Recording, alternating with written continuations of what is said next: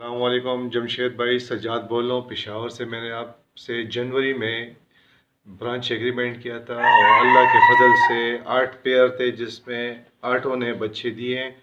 2 के बच्चे मर गए हैं, बाकी के 7, 8, 10, इसका आज 10वां 12वां दिन है।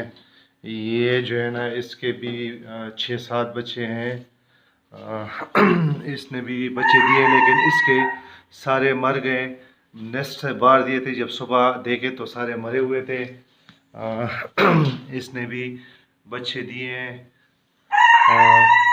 इसने भी तकरीबन 8 बच्चे दिए थे लेकिन वो भी 2 बच गए, बाकी सारे मर गए। इसके अलावा 3 बच्चे इसके हैं। 8 बच्चे इसने भी दिए और तकरीबन 6-7 बच्चे इसके भी नेस्ट में हैं।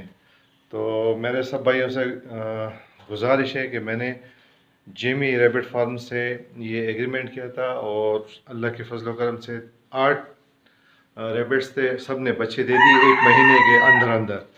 और मैं एक न्यू फार्मर हूँ लेकिन मुझे उम्मीद है कि इंशाअल्लाह मैं जमशेद भाई के साथ आगे भी चल पड़ूँगा और मुझे अल्लाह इसमें नफ़ा दे और आप लोगों को भी इसमें कारोबार में नफ़ा दे। जमशेद भाई को भी अल्लाह कामयाब करे हमारे साथ। आमीन सुम आमीन।